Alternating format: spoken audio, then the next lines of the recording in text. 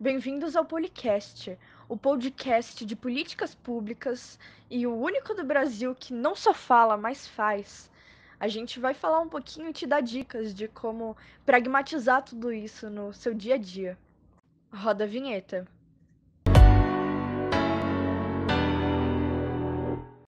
Bom, mais uma segunda-feira e vamos lá para mais um podcast. É importante a gente lembrar de vocês seguirem nossas redes sociais e deixa eu ver o tema aqui. Nosso tema de hoje vai ser políticas públicas sustentáveis. Bom tema, porque é importante, né, a gente compreender nosso compromisso com o meio ambiente, tirar algumas medidas do papel e tornar elas pragmáticas. E vamos aqui para a primeira pergunta da semana. E olha, o ouvinte aqui fez uma pergunta bastante interessante e pertinente, e ela pergunta como funciona o crédito do carbono. Agradeço pela pergunta, é realmente uma pergunta muito interessante. E o crédito de carbono basicamente uma forma de poder de compra que os países acharam de recompensar os países que tiveram uma redução nas emissões de gases do efeito estufa. Aí você me pergunta, como que esses países ganham esses créditos? Os países que conseguiram uma certa porcentagem de diminuição, eles ganham um certificado, e esse certificado pode ser convertido em créditos de carbono, que pode ser negociados entre os países que também não poluíram o meio ambiente. E uma questão muito interessante que esses créditos de carbono foi uma ideia que surgiu no protocolo de Kyoto, que ocorreu de 2008 a 2012, e apesar de ser uma espécie de acordo coletivo, cada país conseguiu uma porcentagem diferente de diminuição e foi recompensado de formas diferentes. Além disso, uma coisa muito interessante também é que os países que estão se desenvolvendo, os países subdesenvolvidos, eles têm direito a poluir o meio ambiente mais do que os países desenvolvidos, já que os países desenvolvidos, eles são historicamente responsáveis por causar a poluição e causar o efeito estufa. E é isso.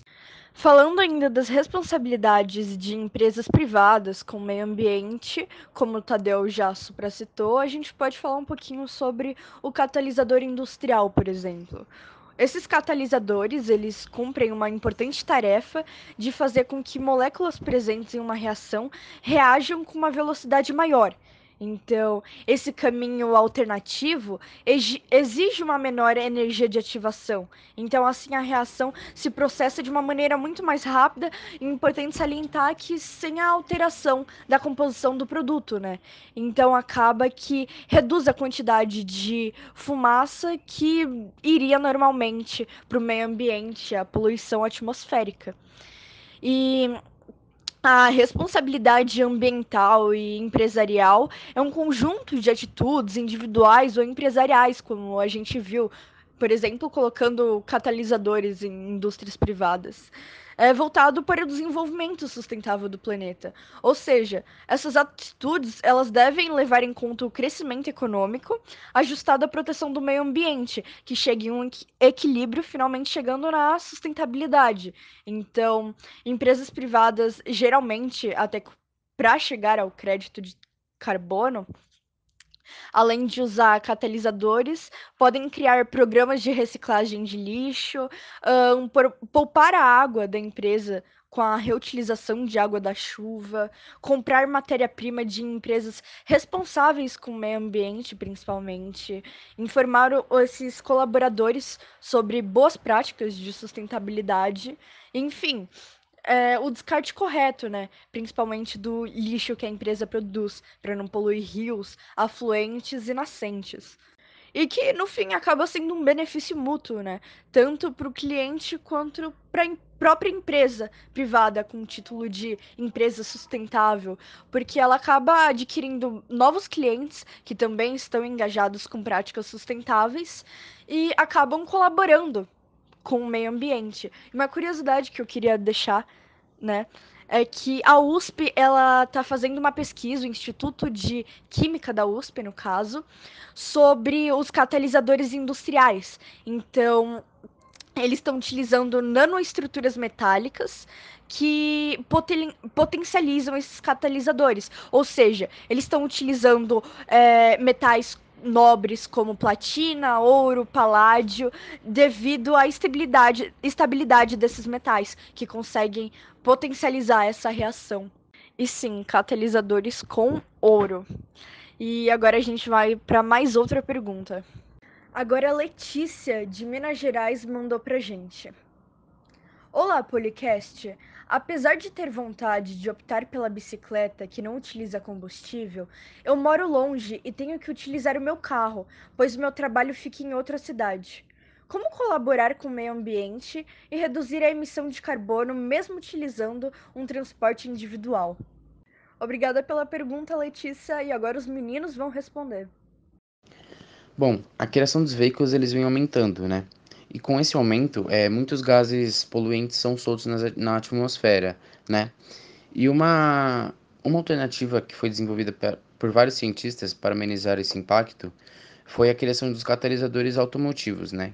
Eles passaram a ser utilizados nos carros, né? Nas motos, enfim, em 1975, lá nos Estados Unidos. E um catalisador, ele é meio que uma substância que atua em uma parte de uma reação química de forma que ele acelera a velocidade, ou seja, os produtos eles vão ser formados em um menor tempo. E Leandro, aproveitando para falar sobre os gases poluentes que acabam sendo produzidos por uma reação de combustão, eles acabam variando de acordo com o combustível que foi utilizado, se é etanol, gasolina, mas de uma forma geral, aqueles que podem trazer problemas para o nosso meio ambiente é o monóxido de carbono, monóxido de nitrogênio e o dióxido de nitrogênio. Só que, tipo, para a gente evitar essas coisas, a gente pode usar, no carro, no caso, né? A gente pode usar os catalisadores, que meio que favorece as reações químicas e transformam esses gases poluentes em gases que não trazem nenhum problema para o meio ambiente. Alguns desses gases que acabam não trazendo problema são o gás nitrogênio, o dióxido de carbono, se eu não me engano, o gás oxigênio, vapor da água e, por último, acho que é o gás hidrogênio. Mas, bom, de uma forma geral, um catalisador automotivo, né? Ele apresenta um formato de colmeia, né? E tem uns canais bem pequenos revestidos de metais nobres. Agora eu não vou lembrar os metais, mas esses metais são capazes de induzir a reação química e acaba transformando esses gases nocivos, bem nocivos ao nosso meio ambiente, em gases não poluentes. E isso é muito bom.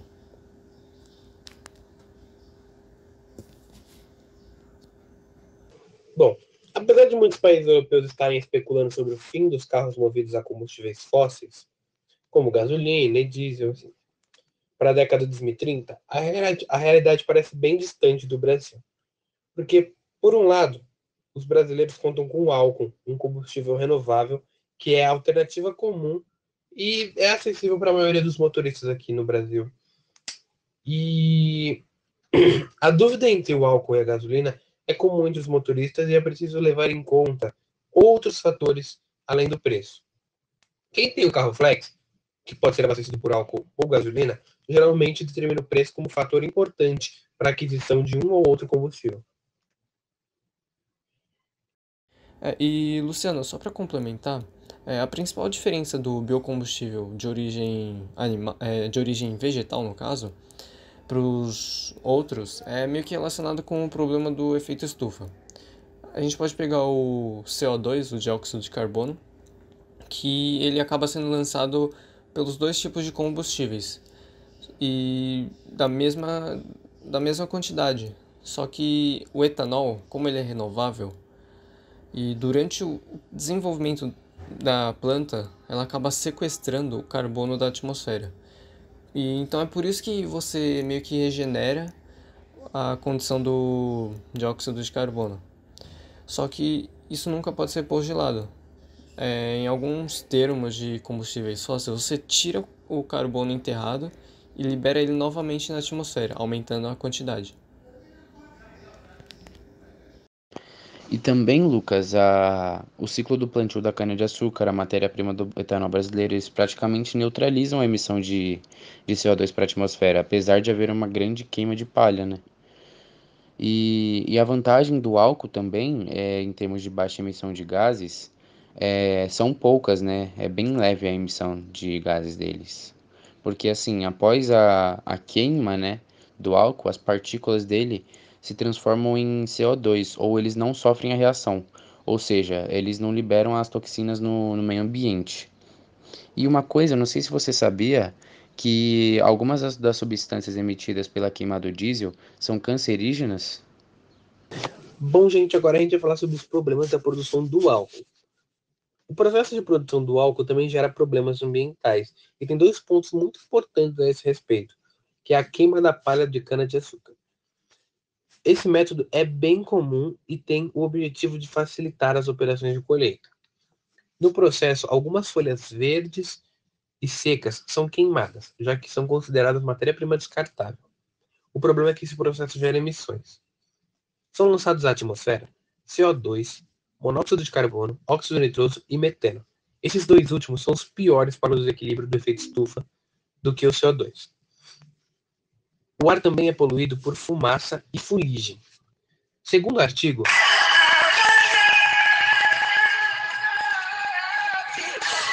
Eita, galera, eu queria pedir desculpa pra vocês porque o animal do Luciano não deixou o celular dele no mudo. Mas eu vou dar uma interrompida aqui pra falar de algo que eu lembrei enquanto ele tava falando do assunto. É que eu acho que a queima da palha, ela meio que se equivale à emissão de 9 quilos ou 8 quilos de CO2 por tonelada de cana. Enquanto a fotossíntese da cana, ela retira cerca de mais ou menos, agora eu não tô lembrado, eu acho que é 15 toneladas por hectare de CO2. assim, desculpa, Fen, eu recebi uma ligação. Bom, vamos continuar agora. Isso tudo que o Fen falou significa que, apesar dos problemas, o balanço em termos de emissões ainda é positivo, já que mais CO2 é capturado do que liberado. Mas há de se considerar o mal que essa poluição da queimada faz para os trabalhadores do entorno e para o meio ambiente. Tem algumas legislações estaduais que estabelecem metas para banir gradualmente as queimadas de palha. E a gente tem que lembrar que às vezes o barato pode sair caro, né? Se você puder escolher, vai de transporte público. Ela reduz a pegada de carbono significativamente. Ou vai a pé, ou vai até de bicicleta. Não sei andar de bicicleta, mas vocês devem saber. Agora, carro elétrico também pode ser uma boa, só que a tecnologia está longe de ser realidade no Brasil, né? Agora, se você tem um carro flex, é melhor você escolher pelo álcool, mesmo que ele seja um pouco mais caro que a gasolina. Bom, como a gente viu com o FEM, os dois combustíveis têm seus problemas, e não são poucos ou irrelevantes não. Mas ainda assim, os efeitos colaterais negativos do álcool são menores. E desse modo você contribui muito menos para a poluição no ar na atmosfera da cidade, diminuindo as suas chances de você e da sua família a sofrerem com problemas oriundos da respiração, por causa do combustível fóssil. Opa, parece que chegou mais uma pergunta e dessa vez é da Isabela, Paraná. Primeiro, queria dizer que acompanho vocês desde o início do podcast. É um prazer estar participando. Esses dias, fui perceber que o meu prédio não tem campanha de reciclagem. Como posso descartar no ambiente correto? Existem lugares de coleta? Beijos! Primeiramente, obrigada, Isa. E agora a gente vai com fé em responder a sua pergunta. Eu só queria agradecer a Isabela de novo, porque a gente fica realmente muito feliz em receber uma mensagem como essa. Agora, respondendo sua pergunta, Isabela, em 2018, mais ou menos, o Brasil gerou cerca de 79 milhões de toneladas de lixo urbano. A previsão era de que aumentasse cada vez mais com o passar dos anos. Só que isso acabou se concretizando, né? E em 2020 a gente pode ver um aumento significativo. Agora, jogar o lixo em um local sem estrutura, vamos supor, você pega o lixo e joga em qualquer lugar sem estrutura, acaba tendo várias consequências. Você pode poluir o solo, você pode poluir o meio ambiente, no caso, né? Os lençóis freáticos e várias outras coisas. Só que se o seu lixo for hospitalar, o que não deve ser o caso, ele deve ser incinerado, queimado em forno de micro-ondas, eu acho, ou ser esterilizado por meio de vapores, e depois ser isolado da população para ninguém pegar nenhuma doença. Agora, se for lixo comum, que eu acho que é o seu caso, você pode levar ele em um ponto ou um posto de coleta, que são lugares fixos e dependem de pessoas como você, que não tem onde descartar o lixo, entregar para eles. Aí tem os pontos de coleta seletiva, acho que normalmente eles recebem por tipo de material. Se eu não estou enganado, antena, lata de spray, desodorante e outras coisas. Agora, o posto de coleta, ele recebe mais vidro, alumínio, papel e outras coisas. Só que isso é muito bom, né? Assim você evita a emissão de gases do efeito estufa. Bom, os ecopontos foram criados com o objetivo de evitar o descarte incorreto de lixos desse tipo, evitando enchentes, poluição afetando diretamente a saúde pública e o meio ambiente. Para auxiliar na coleta desses materiais, os ecopontos contam com PEVs, ou PEVs, não sei falar muito bem, que são caixas verdes que se parecem com containers mesmo. E elas são instaladas em locais públicos para estimular a entrega voluntária desses produtos. Apesar de serem encontrados com facilidade, existe um limite diário para o descarte em ecopontos. Por pessoa, o limite gira em torno de 25% do volume de uma caçamba ou caixas de água de 1.000 litros. Em alguns casos, é necessário contratar uma empresa especializada em remoção de entulhos. Propor por uma empresa cadastrada na prefeitura e exija sempre o CTR, que é o Controle de Transporte de Resíduos, para mostrar que os resíduos serão encaminhados para os ecopontos. Como o Luciano falou, né, a questão da responsabilidade individual, né, com os ecopontos, e agora principalmente com o descarte do lixo e o descarte de baterias, né, que muitas vezes a gente pergunta por que isso importa e qual o jeito certo de fazer, como não descartar essas baterias em qualquer lugar. Então, essas baterias automotivas, elas possuem componentes que podem ser prejudiciais ao meio ambiente, tanto quanto o solo, porque ela tem uma bateria de chumbo ácido, né? Que se encontram elementos químicos extremamente prejudiciais para os seres vivos e para o solo, além da contaminação da água, problemas para o ar e danos à saúde, né? Principalmente de pessoas que catam o lixo, seja pela via oral ou por respiratória, e as crianças são as mais suscetíveis a esses problemas, né? Por causa da relação contaminação e peso, né? Porque elas estão em fase de desenvolvimento do sistema neurológico e pela questão de hábitos de higiene, né? Pouco sedimentados. Então, para fazer o descarte correto, existem postos de recolhimentos. Então, é necessário armazenar essas baterias sem misturá-las com outros tipos de materiais. A gente deve embalá-las em um saco plástico resistente, né, para evitar o contato com a umidade, vazamentos. E após embalar essa bateria, a gente deve encontrar e procurar na nossa cidade quais são esses postos de recolhimentos mais próximos do nosso local de trabalho ou da nossa casa, que já está assegurado na legislação brasileira. E quem sabe na sua cidade não tem um projeto municipal, né, para o descarte de baterias. Procure se informar sempre, separe sua bateria automotiva. E, enfim, agora a gente vai para a próxima pergunta.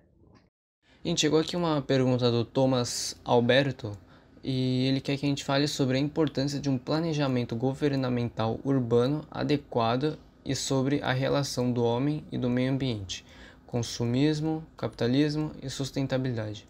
Bom, respondam aí, Tadeu e Leandro. Opa, então, pessoal, continuando aqui o que a Paula e o Lucas Fein falaram, eu vou falar agora sobre o Ministério do Meio Ambiente. Então, esse ministério ele tem como foco a atuação e a defesa da conservação do meio ambiente. Ele é o responsável pela criação de leis para que a gente possa para que a população brasileira possa desfrutar da natureza, ao mesmo tempo que a gente possa respeitá-la e preservá-la, né? Porque apesar de um recurso muito abundante aqui no país, a natureza vem sendo cada vez mais prejudicada pela atuação e pelo consumismo humano. Ela conta com a ajuda do IBAMA e da ICMBio, que ajudam também na conservação da biodiversidade e na proteção da flora e da fauna brasileira. E agora, deixando um pouco de lado a população, vamos focar um pouco nas empresas públicas. O Ministério do Meio Ambiente ele é muito importante, porque ele é como se fosse a balança que faz com que, ao mesmo tempo, as empresas que precisam gerar emprego e gerar renda para o país, eles não prejudiquem demais o meio ambiente, que eles, ao mesmo tempo que eles consomem, eles possam repor, para que a natureza não seja muito prejudicada, né? Para que seja uma troca mais justa, em que os dois saem ganhando. Ou seja, o Ministério do Meio Ambiente, nesse contexto, ele é o principal interlocutor, né? Ele que passa as suas mensagens, as mensagens que a população brasileira quer transmitir, mas que não acha um meio direto para que possa realizar isso, ele que cumpre esse papel. E além disso, ele também é o ator principal no que tange as políticas públicas. E agora eu vou deixar minha fala para o Lucas Fen, Lucas Fen, não, perdão. Eu vou deixar agora minha fala para o Leandro e o Luciano, para que eles possam complementar. Assim, Henrique, completando a sua fala, o Ministério do Meio Ambiente, ele é, nesse contexto, o principal interlocutor entre os interesses da população brasileira e do mundo, assim como o ator principal no que tange às políticas públicas. A reflexão sobre as práticas sociais, um contexto marcado pela degradação permanente do meio ambiente, cria uma necessária articulação com a produção dos sentidos sobre a educação ambiental. E a dimensão ambiental configura-se crescentemente como uma questão que diz respeito a um conjunto de atores do universo educativo, potencializando o envolvimento dos diversos sistemas de conhecimento, a capacitação de profissionais e a comunidade universitária. Ou seja, tudo isso vai ser uma reeducação de uma nova forma, né? Vai reeducar as pessoas a olharem o meio ambiente de uma forma diferente.